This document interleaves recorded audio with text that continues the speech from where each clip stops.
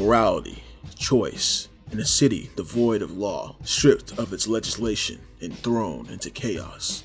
What will you choose to be? Will you fight for others at the cost of your own expense? Or will you choose to embrace the chaos and indulge in your own selfishness? Some may choose to be good, and some may choose to be evil. But both sides of this coin share one thing in common. No matter what path you choose, you will become infamous. And since no good deed go unpunished, I'm not as cool with niggas as I once was. After the success and initial conclusion of Sly Cooper, fans speculated as to what Sucker Punch's next project would be. With his contemporaries Naughty Dog and Insomniac Games breaking out new franchises out of the new PlayStation 3, it was only obvious or inevitable that Sucker Punch would follow suit with its own new franchise. What would they create? And could it compete with something as creative and innovative as Sly Cooper? Well, the answer is, of course, yes, it's freaking Sucker Punch Games. The guys that made Sly Cooper and the guys that made InFamous, the game we're talking about today. Toying with the idea of creating a game based around morality, Sucker Punch decided to implement a system where the player gets to pick which path they want to go on, good or evil. And the best setting to make a game like this is a world full of superheroes, or in this game's case, conduits. Now, this was an era of gaming where the idea of choice became prominent in newer games, and each game trying to make this idea of choice seemed like it was always a major decision that the player could only decide. However, in reality, most of these games never actually gave you choice. It just filled you with a bunch of dialogue options, and maybe you got something different in the dialogue response. But InFamous planned to break from that stereotype, along with just being one of the most badass games on the PlayStation 3. With its elements teetering on the edge of good and evil, it was only natural that players would want to intervene. But did InFamous really live up to the height of its moral dilemma?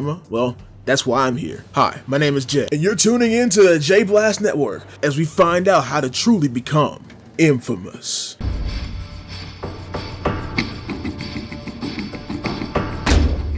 InFamous begins with a bang.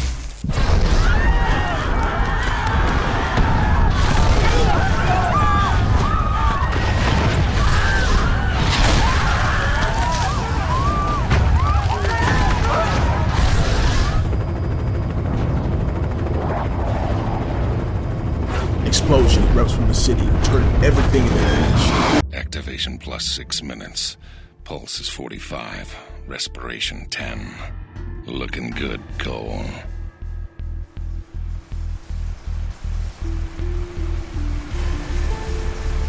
What the hell happened?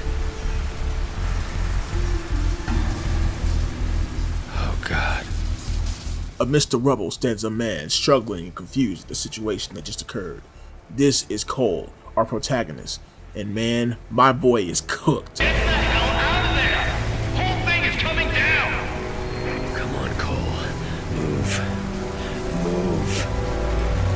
As we scurry through the rubble, we discover that he's acquired electricity powers, as well as remembers what happened before the explosion. You see, Cole was a courier delivering a package when it exploded, causing the scene that we're in right now. Cole eventually passes out from his power awakening as we begin to see the city destroy itself. While sliding into unconsciousness, I could somehow, hear the voices of the dying. Thousands crushed by falling buildings or burned alive in the fires. Trish lost her sister, almost lost me. Zeke was always there, somehow sure that I'd wake up, while outside the city fell apart. A plague struck, followed by rioting, theft, rapes, civilization committing suicide.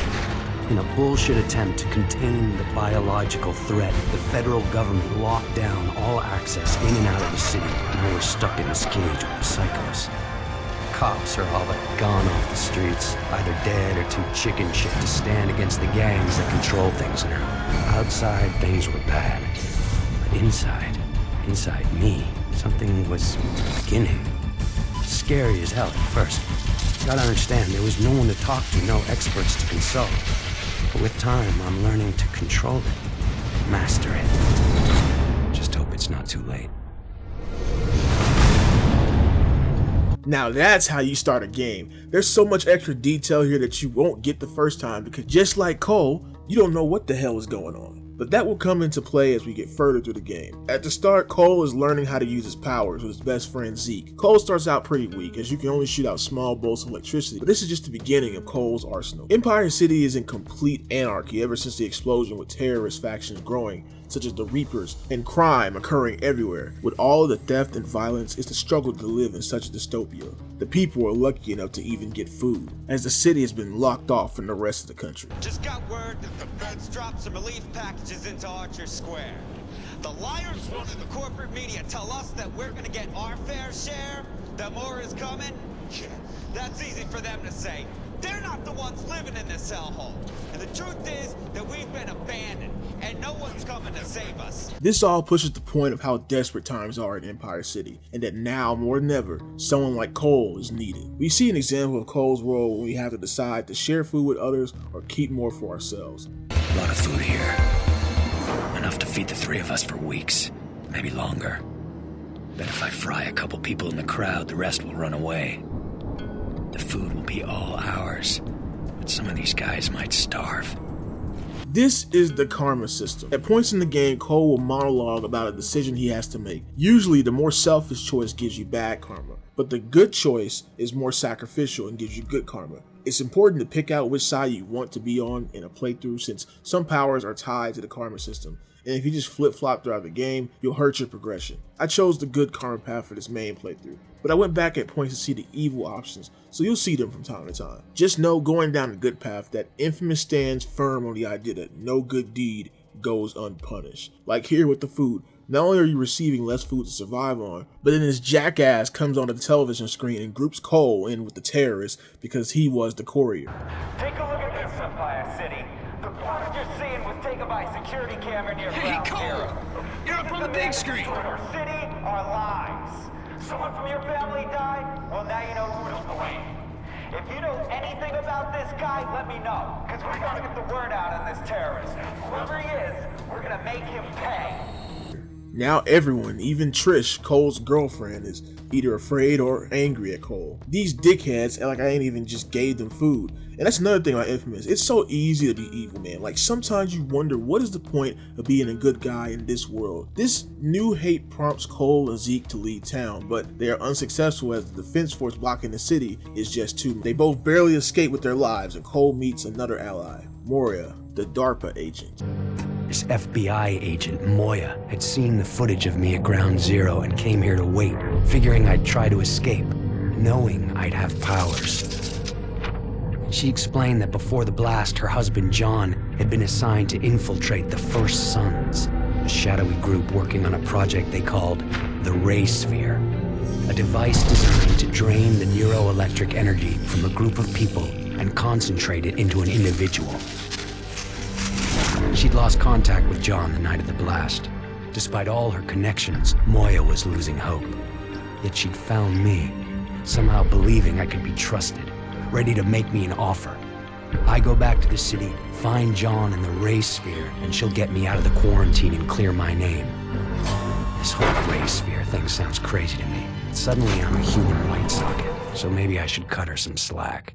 Moya sets the game's main objective in motion as we begin infiltrating and destroying the terrorist groups to find the Ray Spear and to find John. She's not really trustworthy, but she just saved our ass, so you might as well go along with her. From here, you'll be doing missions for Moya and begin restoring the city. Empire City is split into 3 main districts, each having their own subsections, which all lack power. What you'll do once in every district is go to the sewers and charge up the power generator, which restores power to the city, but also gives you a new power. To be honest, for a superpowered conduit, Cole is pretty weak in the beginning. So much so that I could see people docking points from the game as a frustration of the early combat. But I think this is the perfect game design. You see, most of the time you'll get a new power once you really need it. Like something is lacking in your toolset for a particular type of enemy, and then you'll get a power that can handle that enemy. For instance, these annoying ass turret gunners. Normally you can't shoot them with your current arsenal because you can't really shoot through the gun, and you need to run behind them and take the gunner out. The problem is the gunner will shoot the hell out of you,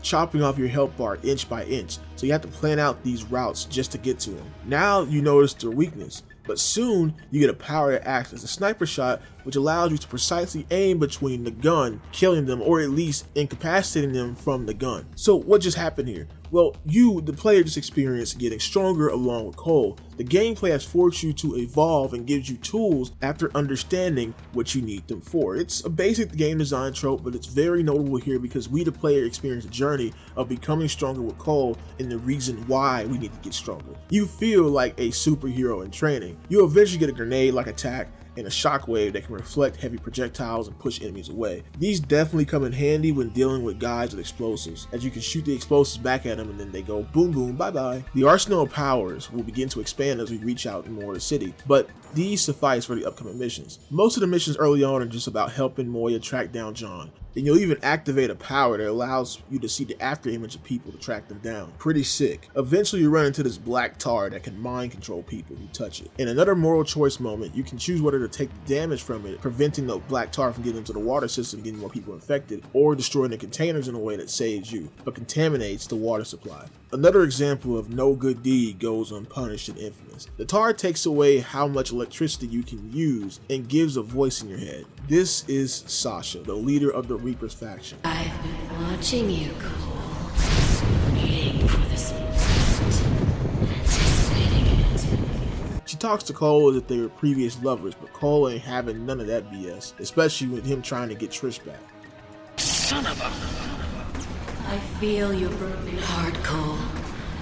So much emotion, bottled up, nowhere to go. Why do you love her? She's been healed. You deserve better. Just shut up.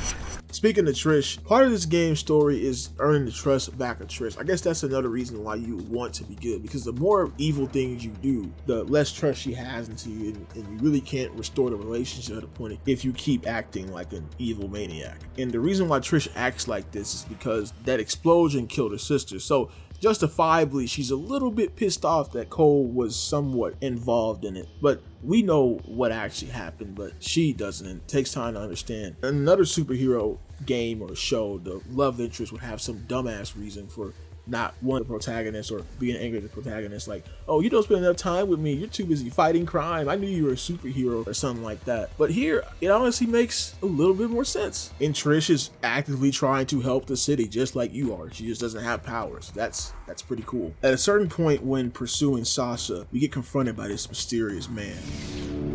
She's gonna be pretty pissed about this. Who the hell are you? Just a concerned citizen. Now hold still.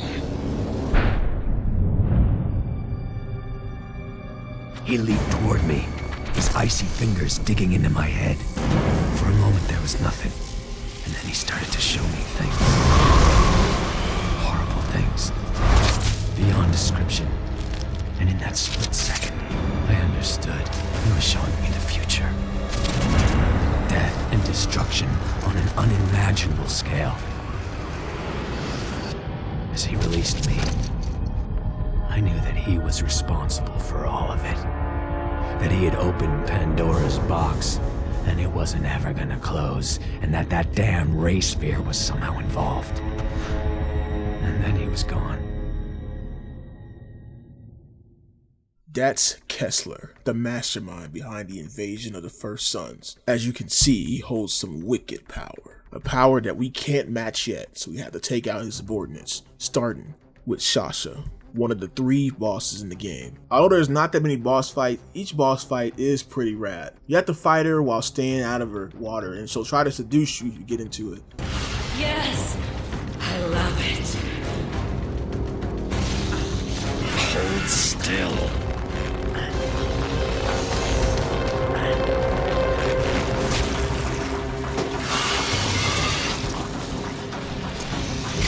She'll start sending out these giant clones to attack you and mess with your footing. Most of the difficulty of this fight just comes from staying out of the water rather than the fight itself, which in game with a few boss fights like this is kind of disappointing. I should also mention that water in general is poisonous to clones and electricity, and if you fall in the water, it's like instant death. So it's cool to have a boss fight that revolves around this, where the enemy's advantage is using water, or in this case, this black tar. When we defeat Sasha, we see what her powers have truly made her become. You'll never control it, Cole. Look at me. Look at what it's done. It controls you. Sasha was a piece of shit before the blast. But looking at her now, is this what my powers are gonna do to me? A warped body and twisted mind? Is that my future? Either way, she knows all about the First Sons and their ray sphere. If I'm gonna dig myself out of this hole, it starts with her talking right now.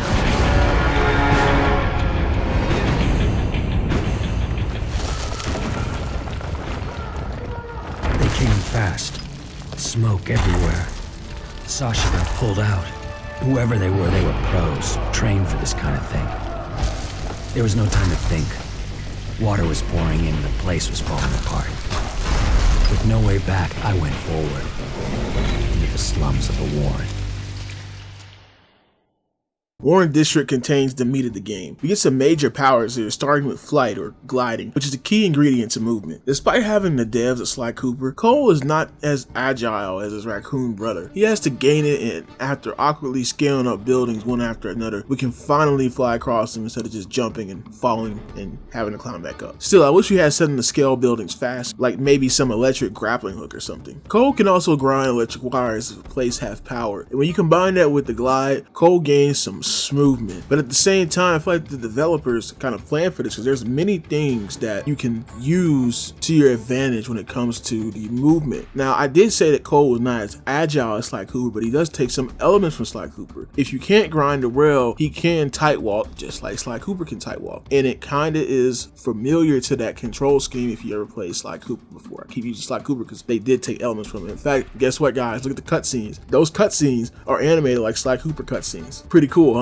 And even the cutscenes with the comic book aesthetic, those cutscenes are animated like Sly Cooper's cutscenes too. The point is, you'll never not find something to jump on or elevate to in order to get out of a battle or traverse the map. Having it set in a city like this was a genius idea, and there are many iconic landmarks that not only inform you of your location in the city, but also help with traversal around the city. And, you know, that's how to perfectly create an open world where the player's abilities are used to its fullest potential, along with having something that is incentivizing to explore. The grungy aesthetic mixed with all the decaying and makeshift structures really paints the picture of a city lost in anarchy, making something so terrible look so beautiful. Well, at least not to the characters, and maybe not to some of you watching, but to me it is. Back on the powers, Cole can also use his blast ability that acts like a rocket launcher, and it can hurt you if you're too close, just like a rocket launcher. This will be needed for the next faction, the Dustmen. These guys are durable as hell, with some of these guys trying to sewer swipe bomb you. Some of the conduits even have these spider machines that help them attack you, which they will also shoot rockets at you at the same time. The First Sons definitely adjusted to Cole, and they can make encounters that were easy to deal before more difficult now, especially when you're throwing these guys with those freaking machine gun turn dudes, because they get annoying even more here. And that's what makes the last power you get here so crucial, because it's made as a way to mitigate this. Soon they start putting turrets everywhere, which along with durable enemies creates a nightmare to fight. In fact, sometimes you'll probably just want to run away instead of engaging in combat. This is when you receive the shield. Now this is a lifesaver for its introduction. The shield really just mitigates the damage, because when you're out in combat, this raggedy ass shield still gets you lit up by bullets, and it's only facing in front of Cole. Now, it doesn't use electricity at all, but that may have been a trade-off. If I had the strong shield you can hold forever, that'd probably be busted. Still, I'd rather have a stronger shield that uses electricity rather than one that we got now. When you fully restore power to this district in the city, you have about 90% of the moveset, and as I said before, it's best to stick to one element in the game to get the most out of your powers. Now that we're charged up, we can return to the story. Warren is not only the center of Empire City, but also the center of many of the conflicts building up until now. You got Cole trying to repair his relationship with Trish, which involves helping her help the citizens of Empire City. One of the missions you go on is when you have to defend this bus that's heading to the hospital in the Warren district. You see Trish is on this bus and you have to protect, and it's one of the worst type of missions in the game. Now, you get infinite electricity, but the barricades get in the way, and my god, there are so many enemies shooting shit at you. I have to dodge the barricades more than I have to dodge the enemies. And eventually they'll wear you down enough to destroy whatever you're trying to protect, and you have to restart at a certain point with some of your health decreased that was decreased at that point. It's just one of those shitty escort missions with a bit of extra steps involved with it. And the vehicles move so slow too, like, man, we're getting shot at.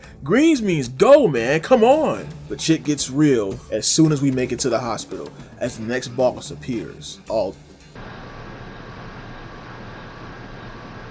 Cole, I have the results from the photo analysis. It's Alden Tate, the son of Richard Tate. You paying attention? I've got a lot of ground to cover, and this is important. I was transfixed. Moya kept talking while I watched this man, this old, grizzled man, lift a bus with his mind. I'm strong, but nowhere near that powerful. Alden was born to the leader of the First Sons. As a powerful mentalist, he was groomed from an early age to assume control.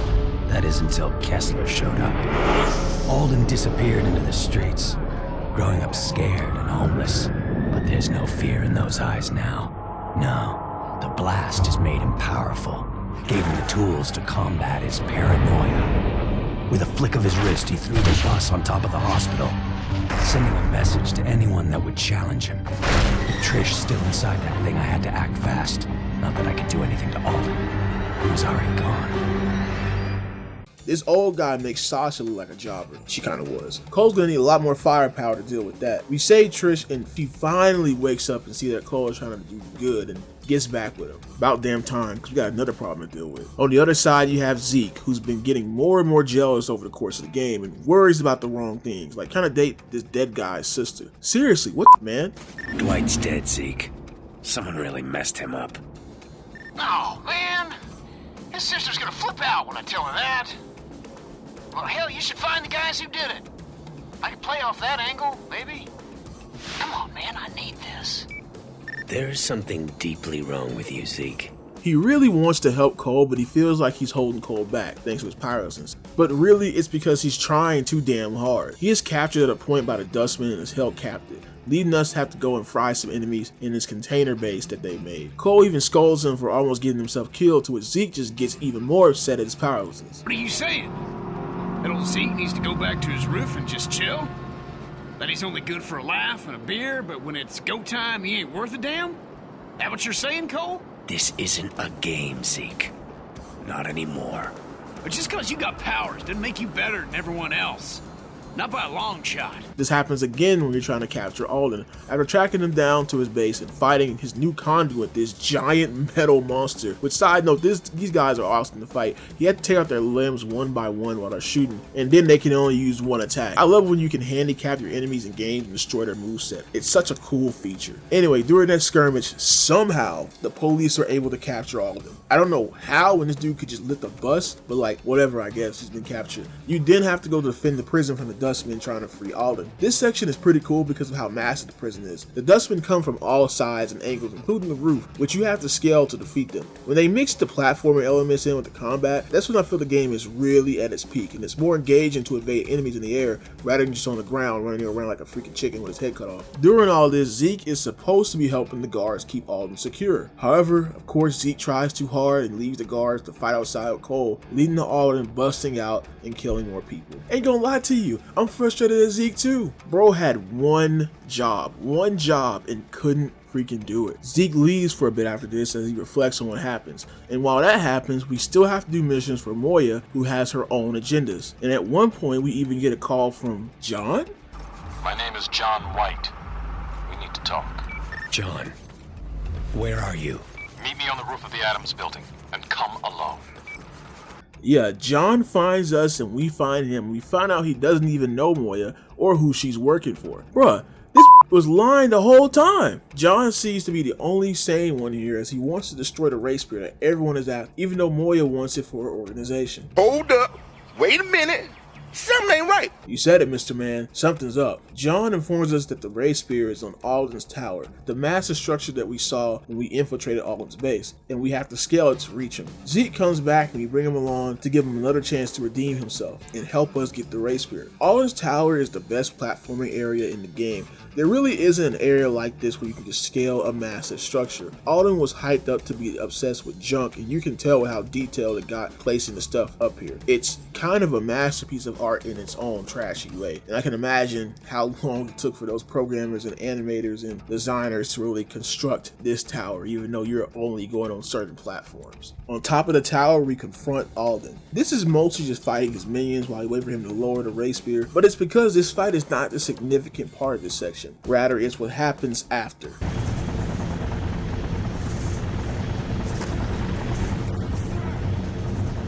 You stole my childhood! My home! You dare come here! Poor Alden. All that potential squandered. Your father would have been so disappointed. You dare mention my father! I'll kill you! All of you!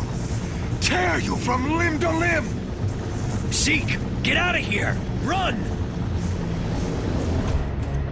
Zeke yanked the Ray Sphere out of its cradle and was caught between Alden and Kessler. It was definitely time to escape, but he just stood there, petrified. You see, through the fear, he realized that the key to his dreams, the tool to make him superpowered, was right between his hands. Asshole makes the choice to kill thousands, stealing their lives so that he'll be transformed, and then nothing. Everyone's fine. No change at all. Kessler's first to grasp the situation, claims to know what's wrong. If Zeke brings him the Ray Sphere, Kessler will be able to give Zeke the powers he craves. My best friend looks me in the eye, and then makes his second mistake. Alden goes ballistic at the loss of the sphere. The tower shakes and it starts to rip apart. But I was just dumbfounded, barely felt the impact. Zeke, what the did you do that for? With Zeke betraying us and Moya lying to us, there isn't really anyone that we can trust anymore. All alone, Cole heads to take Alden and Kessler on. Alden is guarding the last district on the bridge, where he's destroyed most of it. It's hard to get him because of his men shooting at you through the fog, but when you get to him, he forms this giant mech. Alden, this ends now.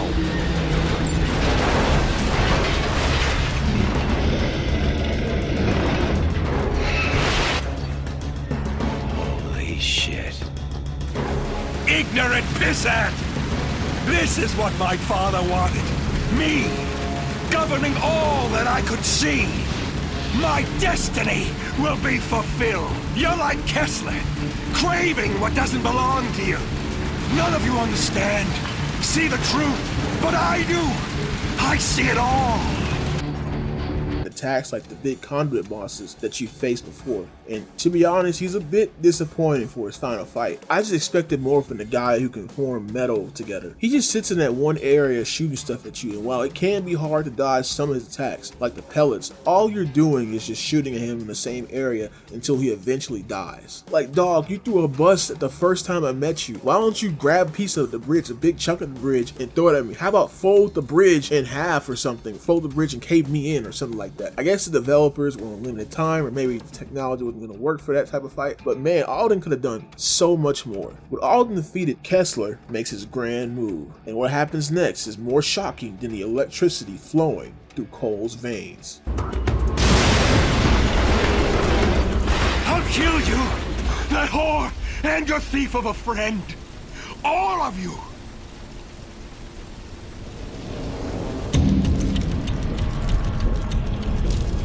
Alden no longer seemed like a threat to anyone. Just some old guy howling about how Kessler had stolen his first son's birthright. Then he changed his tone.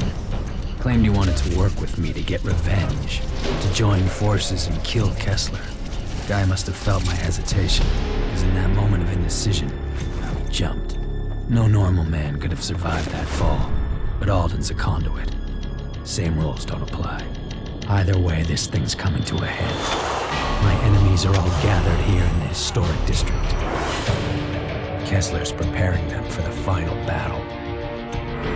Yeah, this is the finish line. Just wish I wasn't crossing it alone. The historical district already seems off just by entering it. This is the district where the bomb went off and coincidentally is Kessler's domain. But before even getting the chance to reminisce, Kessler strikes. Our time together is drawing to a close, Cole, and I fear that you're still not ready to face what is coming. So I've decided to accelerate things. Evolve or die, as they say. Shall we begin? What the hell?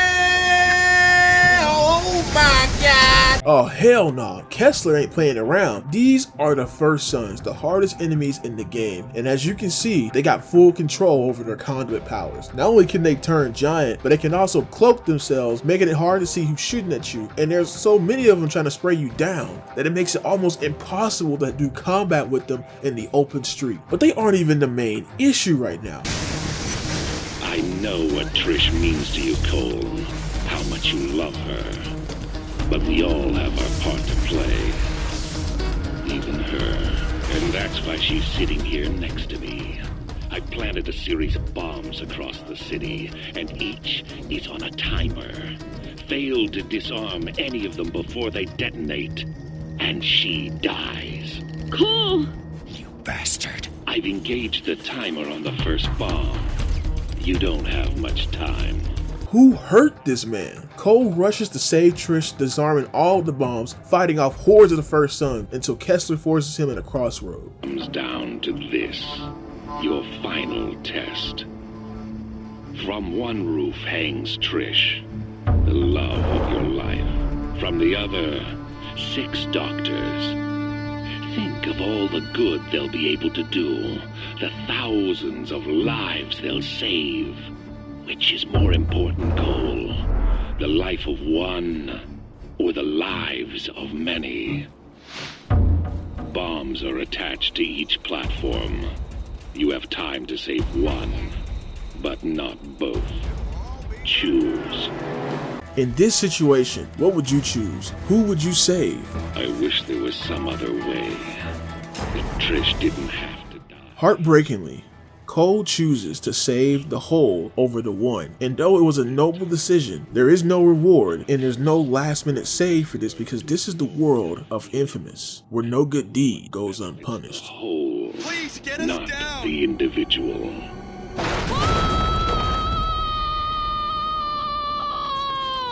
Trish! Time slowed down as Trish fell. All my powers, and I couldn't do a thing. For a second, she sprung to life, just long enough to say that she was proud of me for what I'd become. Proud that I was helping people with my powers, and that she loved me for it. I buried her in the park alongside others who died since the blast. Kessler's gonna pay for this. I'm gonna find that sick bastard, and I'm gonna kill him. Trish is dead. Zeke betrayed us. Moya lied to us. Everyone we've helped is gone. And now for the first time, Cole is truly alone. I saw what Kessler put you through. Hell of a thing. Every minute that mad dog walks the planet, all of our lives are at risk. We still have one ally, John, who wants to pursue the Ray Spear and end this nightmare. Before the final pursuit, we get our last power, the Lightning Rain.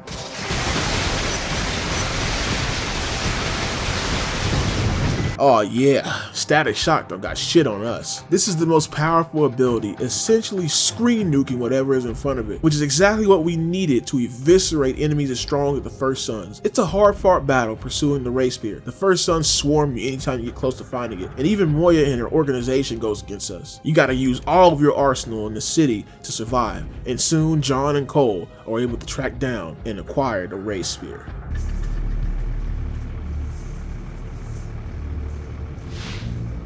You know, I had that thing in my hands once. Kessler asked me to hold it while he adjusted some cables during a test. I could feel it pulsing, like something was inside it trying to get out. It's not right. And everyone wants it. That big lightning strike of yours should destroy its protective container. Then we can blow the sphere sky high. How many lives has that thing destroyed? Corrupted. I can't risk it falling into the wrong hands. But it gave me powers once before. If I use it again, it could make me twice as strong. And then no one would dare challenge me.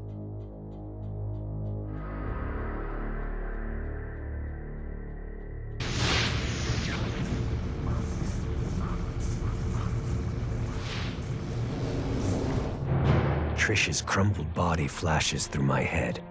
I think of Amy, Zeke, and I hit that sphere with everything I've got. But something goes wrong. The race field cracks open, creating a vortex of energy.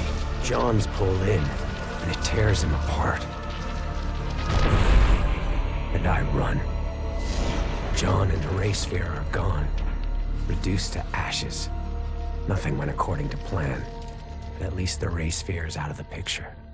Bro, you can't even call it a noble sacrifice. Dude just died. Rest in peace, man. Fun fact, if you choose not to destroy the race sphere, you automatically max out your evil stat, which is good if you're working on an InFamous video like me and you want to hurry up and get footage of the Darkside. But from a story perspective, I think it's great as well, because at this point, after everything that has happened, even someone as good as Cole would probably switch up in the end, and that's what Kessler really wants. But it turns out in our playthrough, in the good playthrough, we don't buy into that power. No matter which option you choose though, John will die. The difference is John gonna stop you, or is he just gonna die? That sucks, John. I'm sorry. With no one else backing him up, all that's left for Cole to do is to fight Kessler at where it all began, Ground Zero. And here we are, back where it all started.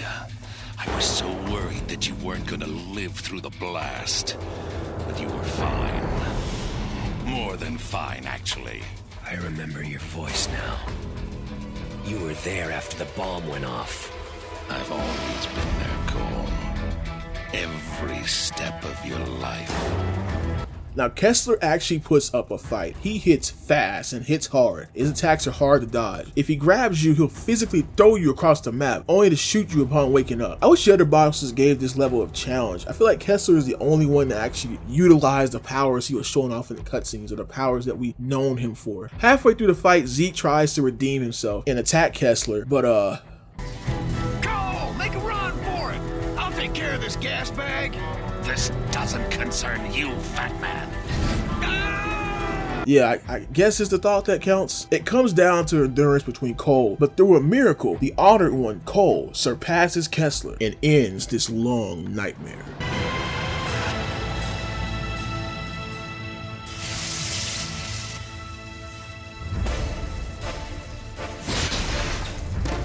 Die!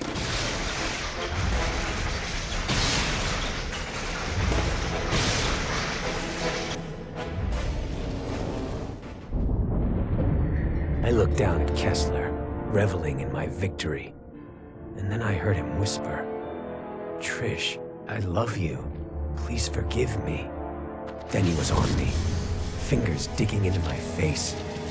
As Kessler's secrets played out in my head, I finally began to understand. I saw his nemesis, a beast intent on extinguishing all life. In those early days, Kessler could have used his powers to stop it, but instead he fled with his family, leaving others to fend for themselves. Hunted for years, Kessler and his family watched as the rest of the world went to hell. And then it was too late. Too late to fight. Too late to save anyone. In that moment of failure and grief, he used his newest and most dangerous power. He went on a one-way trip back in time, attempting to rewrite history. Kessler seized control of the First Sons and accelerated the race sphere's development. Decades spent plotting the blast, organizing the quarantine, finding me. Yet the thing that drove him forward, Kessler's sole link to the past, was a picture from his wedding day, when he married Trish, with Zeke as his best man.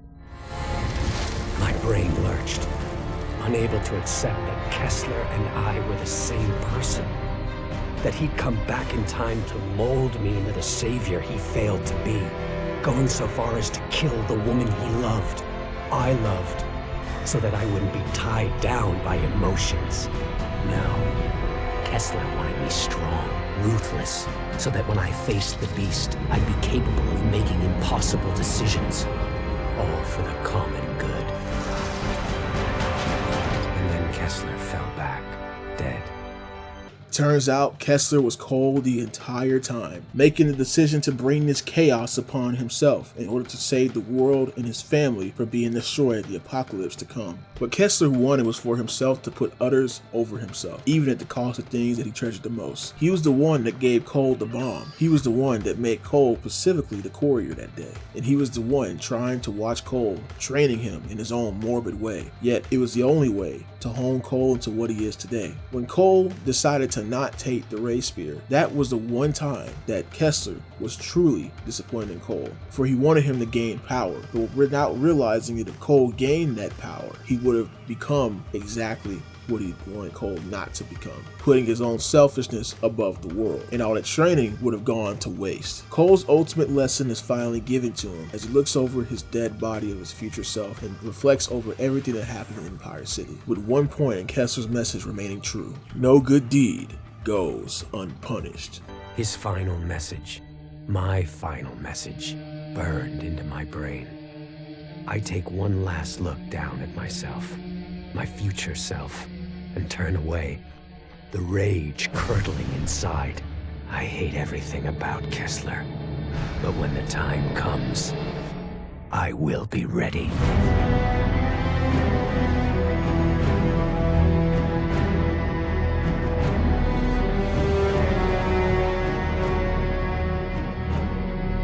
When you finish the main campaign of InFamous, you get free reign to pick whatever morality you want, and you're free to roam the city. There were side missions that appeared throughout the game, which you can finish up now. These side missions have a morality choice as well, with some being good and some being evil right off the bat, and some not adding to either side at all. At this point, I just started letting loose. As I said earlier, it was hard to not be evil, and I wasn't kidding. There are some combat advantages you just lose because you're on a good path, like the bio-leech. When you incapacitate certain enemies, you can bio-leech them, which drains their health and restores yours. No matter if you do this to random civilians or enemies attacking you, it's always seen as an evil choice, which I get for the civilians, but you give me good points for killing bad guys anyway, so what makes it so much different? I get that it's kind of torturous to just leech the soul out of somebody for your own health, but that's a bad guy, who cares? We're not Batman. On the good side, however, you're supposed to use Arch Restraint, which restrains the bad guys so the police can take them in, and on civilians, you're supposed to use the healing ability, which you can heal them and they'll get back up until they die again from the enemy you're attacking. There's also neutral points that add nothing, and this usually happens when someone falls off a building after you're punching them. I guess it's kind of an evil action, but it had no evil intention or is seen as an accident, so the game doesn't really count as being evil. Look, I get the whole thing of you become just like them when you do similar actions, but unless Cole is like torturing them, I don't really see how it would be evil to just drain the life from them, or at least drain some life from them. Give me an option that won't kill them all the way. I guess it doesn't matter now since I beat the game, but it was just a slight annoyance. There's also a point in the game that determines how people perceive you. Now, as you saw in the beginning, Cole had a problem dealing with his reputation because they thought he was the one to blow up the historical district. But at a point in the game, you can choose whether to be perceived as a great hero or a evil, menacing villain. And it's decided by a guy who makes posters. What are those posters supposed to be for? Just trying something out, you know? Spreading word about you, what you're doing. Which one do you like? Since this guy is gonna hang those up anyway, I might as well decide how people should view me. Do I want them to love me or fear me?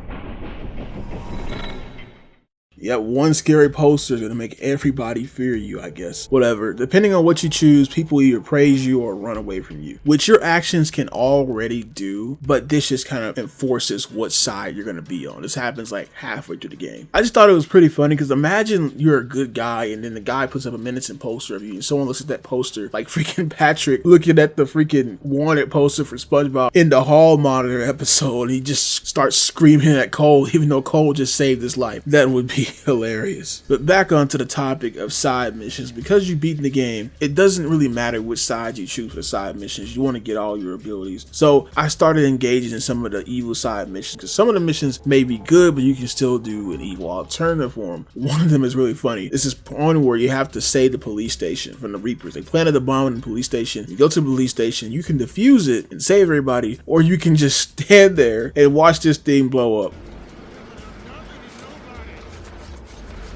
Do something, it's gonna blow.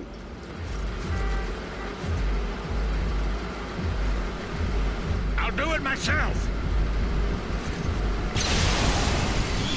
But it's just so funny because the police and everybody around knows it's about to blow up. They know that they're not going to be able to defuse it if Cole doesn't defuse it. And they just sit there. They just stand in front of the police station and die. Like, why would you move out the way? It's just hilarious, dude. This game can be very funny in a dark, humory way. I don't know if they did this on purpose. I don't know if Sucker Punch thought it was funny. I don't know if it was unintentionally funny. But to me, some of the side content is just really funny in this game. I'll tell you what's not funny, though, and that's the evil path. And while it does not change the main objective of Cole's mission, it does change the reactions and responses in the world around Cole. Even Cole's appearance changed as he gets these black tattoos around him. He looks more vile and disgusting. It's kind of sick, not gonna lie. The lightning changes too. It's this evil energy shooting out of Cole. It looks like Darkside's Omega beams. Lightning would burn you, but this is like it would just eviscerate you from existence. And from the effects alone, you feel more powerful being evil. Maybe Kessler had a point. Cole even changed the atmosphere of the comic cutscenes and the sky, turning it to this dark red, creating its own hell on earth. Characters react to Cole differently too. While before they could be an asshole, in this version they start to despise Cole for his actions and how far he's willing to go, just like Kessler did before. The saddest example of this is Trish, who grows to hate Cole, and all the times where she started to warm up to Cole becomes times where she starts to hate Cole's more and more. When she dies, she even tells Cole that she's ashamed of what he's become. And that's the option where you try to save her. Like, damn. I said it was so easy to be evil, but that's just in the gameplay. When it comes to the story, it just makes every situation worse. And by the end of the game, Cole is truly alone, with no building those relationships back. So he embraces the madness as he prepares to fight what Kessler was preparing for, the Beast, becoming infamous, only this time for being evil. In that perspective, the sacrifice of the good ending is much more acceptable because at least Cole fights all his struggles that were coming at him in the end. And while it's still very depressing, especially with the twist, at least Cole seems to be on a brighter path. But the developers actually wanted the bad ending to be the real ending. That was supposed to be the true ending of the game at first, but fans loved the good ending so much that Sucker Punch made it the canon ending. I think Cole overcoming his struggles and not submitting to his vile desires brought on by Kessler resonated with audience more because it fits so much better with the story being told. It's a struggle that we and Cole fight against that makes us infamous. However, when completing the story, you may notice that many loose ends are still out there, like Zeke and Cole's relationship not being fully mended, whatever happened to John, and where did Moya go? Some of these questions are answered with the dead drops. The dead drops you can still find that recall John's past before he met Cole. It really just goes over him and his encounter with Kessler, how he worked undercover for Kessler, and then he stole the Ray Spear from Kessler. But we don't get any more information about that besides knowing that Kessler had been working on this project for a long time. The other questions, like Zeke and Cole's relationship, would be solved in InFamous 2, but Moya's plotline never got resolved. At least never got resolved in the game, because there was an InFamous comic that released before the release of InFamous 2 that explained what exactly was going on with Moya and DARPA in the story. The Moya and DARPA plotline in InFamous is left on an unsatisfying note, and the sequel doesn't do much to help with that. But that's because the comic I mentioned earlier resolves the plotline. Yes, there was a comic released between InFamous 1 and 2, released by DC. It recaps the story a bit and adds to it with more information of Moya and DARPA's true intentions. I'm not about to cover the whole comic run in 6 issues, and you guys should really read it for yourself because it's a really good comic run, but I'm going to go over the important details when it comes to Moya and her fate. What you need to know is that after InFamous, Cole suffers from depression, which is understandable for what he went to. Zeke tries to help and mend that relationship, but it ultimately fails, and it's just going to take time to even heal what could also just not be ill. But the real meat of the story is Moya's plot. You see, it turns out that she was working with Kessler from the beginning, before the game started. DARPA wants the Ray Spear for their own plots, and the organization was supposed to get a piece of it, but the explosion went down, and also John stole the Ray Spear in the game, so when she went to confront Kessler about it, she never got what she wanted, and that's why she tried to use Cole in the game to get the Ray Spear back from John and beat Kessler in that game. Moya still wants to get what she worked on, so the invasion of the city is still occurring, and if that's not enough, one of Kessler's most dangerous experiments surfaces, David. Now I know that's a lame name for a super dangerous experiment, but trust me, this guy is pretty raw. He has like 6 arms and all these tentacles, and he's absorbing like the electricity out of everybody in their life force, and he's a really scary villain when you look at it like that. But the reason why he's even an antagonist is because he wants revenge against Kessler. But we all know that Kessler is Cole, right? But Kessler is dead too, right? Well, technically not, because Kessler and Cole are the same person, and so David sees Cole as Kessler, and so he's trying to kill Cole, who he thinks is Kessler, because Kessler not only did that to him, but killed his wife and daughter. Damn. So now Cole has to deal with depression, DARPA tracking him, David tracking him, and the trauma from everything that's happened in the first game, along with worrying about the beast that he was warned about from Kessler. And I mean, in some ways in this comic, Cole struggles more than he ever did in the game. He can't eat, he can't sleep, or think straight because of all this, and deals with nightmares of Kessler haunting him. Cole's mental state leaves him more vulnerable to everything around him, and when fighting David, it's revealed that he can absorb neural electricity, which is very dangerous to Cole, specifically if he gets caught. Sasha also appears in this comic getting chased down by Moya, and Moya is also able to use Sasha's powers to capture Cole. But Sasha is loyal to Cole, so she tries to help break him out. Before Cole can be saved, however, it is revealed that the world sees Cole as this new advancement in human technology. He's being compared to stuff like the atomic bomb and how its impact changed the world, and that's why everybody wants him, including Moya and DARPA. And Moya tries to make some agreement with him, and Cole just refuses to accept that BS and rejects her offer. Hearing this, Moya tells Cole they're going to plant a chip in his head to control him, and it takes Sasha invading with David and some leftover experiments to finally save Cole. All hell breaks loose on this boat, but eventually during the fight, Cole realizes that he needs to stop walking away from his problems, and with one lightning storm, he's able to defeat David and destroy the ship. In the wreckage, Moya sinks with the ship, and Cole tries to save her, but Moya rejects it, and that's the last that we'll ever see of her in this DARPA plotline. The flashback parts of this comic all tie in well with John's dead drops and wraps a nice bow around Infamous 1's story. Other loose ends of Infamous 1 would be resolved in Infamous 2, but I do find it interesting that Sucker Punch decided to have that be displayed in the comic. What I actually think happened is maybe they forgot about that plot line, or maybe they realized last minute that the plot line was a thing and they didn't have it ready for the game in Infamous 2 because they wanted to tell a different story. And so they put it in the comic so they could have some resolution. And I think that's fine, but I still wish it was in the game somehow. I wouldn't have talked about this here if it came up in Infamous 2, but it doesn't come up in Infamous 2 because it was just dropped entirely and you have to read a comic for it. I think having comics for games and to tell stories like this are pretty cool, but I feel like when it's important, crucial information to a story, that's when the problem comes. I think comics should be extra, like an extra scenario that happens after the story or before the story, not something that's crucial to read to understand the story, because I should be able to understand it just by looking at the game. And that goes to any other form of media like TV shows or movies or anything like that. That's my biggest problem. But hey, we can read the comic easily now, and I describe to you the important parts of the comic for the story, so I guess it's not too bad that we have to read it nowadays.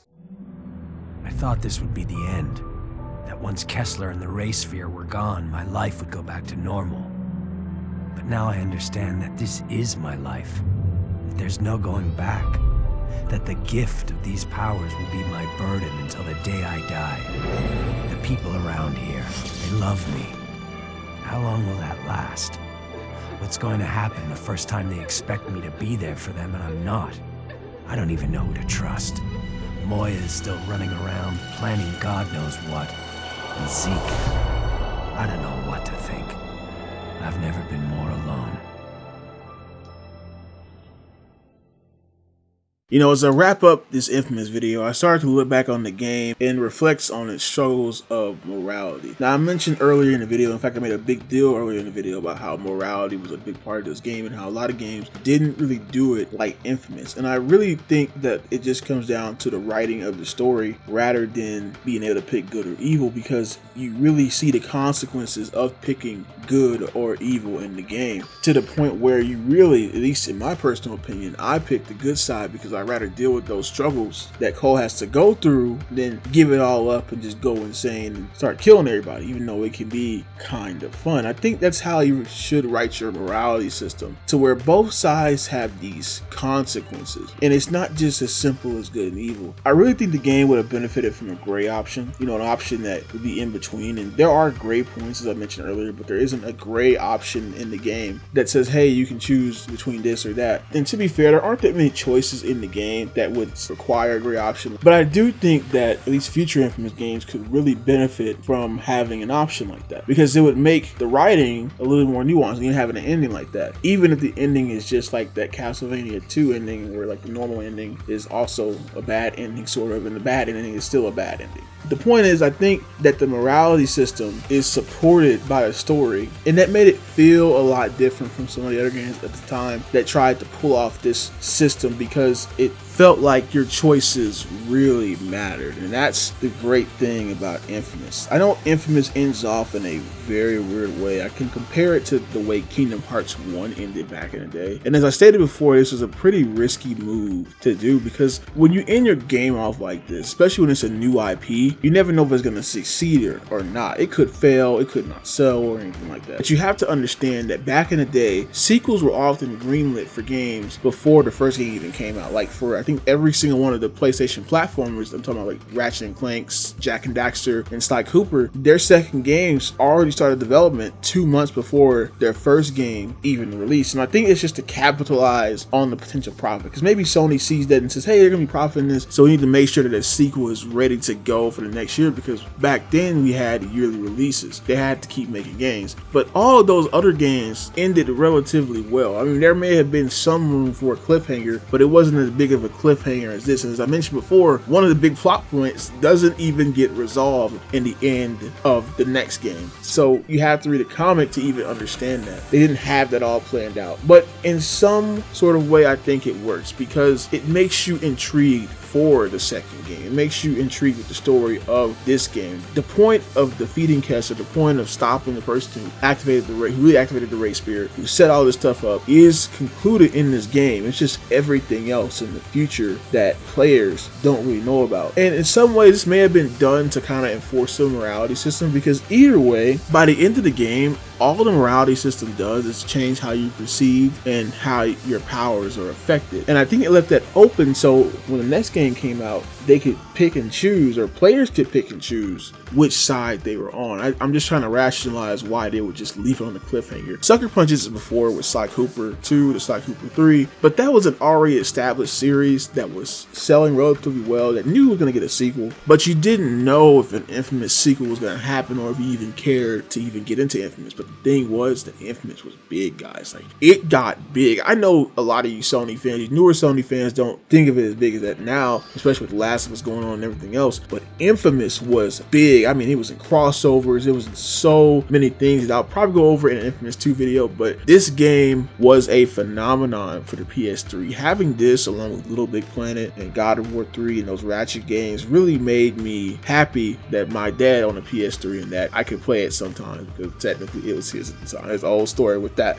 But the point is, man, that Infamous was very big, so it all paid off in the end, but it is a risky move. But as far as the last remnants of the gameplay that I didn't talk about go, when it comes to the frame rate and the pop-in and sometimes the crashes, those do happen. Actually, it happened a lot where the frame rate dropped or the game crashed or the pop-in was pretty bad. But to be honest, when the game is this good, do you really care? Like, you don't care. And this is what I kind of want to preach with this game, is that fun jank is better than boring polish. This is just very fun jank where it doesn't matter. And there's also a mechanic that I forgot to mention earlier in the video, and that was the fact that you could upgrade your abilities. Now, the reason why I didn't mention this is because my dumbass did not do this throughout the entire game. I didn't realize you could get a bigger shield and a bigger blast and things like that. I think it was shown to me, but I just forgot about it, and I beat the game with it. And again, I'm not taking points out the game for that. The combat isn't clunky. I think the most clunkiest part of the game really is the movement, and that's climbing up buildings. Because in Sly Cooper, you can climb up stuff just by climbing, but in InFamous, you have to keep jumping up and jumping up and jumping up. I really wish you had like a grappling hook or something, or some extra flight ability or some extra jump ability that could send you up to buildings so you could keep your movement up. Because especially when you had to do a chase mission, it's very annoying to have to scale a building for a long time, finally be able to take advantage of the rooftops and the grind and the telephone wires and stuff, only for the person you're chasing to almost be out of the zone that you're supposed to catch them in, and then you fail the mission. I hate that. But those are all minor inconveniences to the game that I think are going to be fixed in InFamous 2, and I think it was just because it took a while for developers to get the PS3 hardware down at the time. And it's stuff that can be forgiven because InFamous is an awesome game. Seriously, it's an awesome game. It's still cheap today too, so you guys can get it for your PS3, or if your computer can run it, you can put it in a PS3 emulator. But I want to leave you guys off on one last thing. In the beginning of the video, I gave you guys an ultimatum. What would you want to become infamous for? The great hero who sacrificed everything in order to protect the world around him, or the villain that fights for his own selfishness? Given the choice, what would you choose? I want you guys to tell me in the comment section below if you watched this far in the video. Tell me what exactly you would choose, or what route you chose in InFamous, because I want to know why. I want to know if you guys had the same experience that I had, where I felt more for the good side, or you guys just didn't give a damn and you went for the evil side. It'd be very interesting to know. As far as the future of InFamous goes, of course, we got InFamous 2, which ended the Cole saga, and then we got an epilogue of sorts with InFamous Second Son. But I'll have to get to those games at another time, because for now, I'm about to wrap this up. If you haven't played InFamous, then go put some shock in your old PS3 system and learn what exactly you would be infamous for. That's all I got today, folks. Thanks for watching the video. This has been the JayBlastNetwork signing out, and don't forget, you better believe, baby. Yeah.